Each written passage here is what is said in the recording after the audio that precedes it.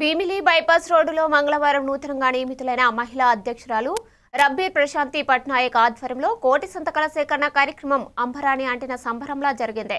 ప్రశాంతి తొలి కార్యక్రమం అందరినీ ఆకట్టుకునేలా జరిగిందని చిన్నశ్రీను కొనియాడారు.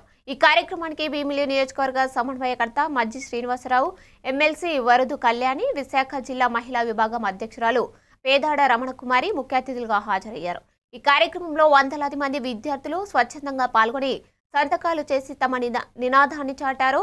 ప్రశాంతి పట్నాయక్ మజ్జి శ్రీనివాసరావును గజమాలతో, కళ్యాణి రమణకుమారులను శాలువాలతో సన్మానించి దైవ చిత్రపటాలను బహుకరించారు. అనంతరం వైఎస్ఆర్ విగ్రహానికి పూలమాలలు వేసి నివాళులర్పించారు.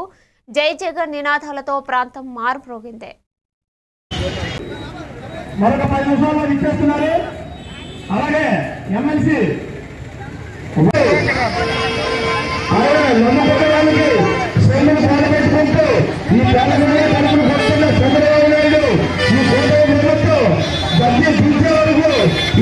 విద్యార్థులు అలాగే మహిళలు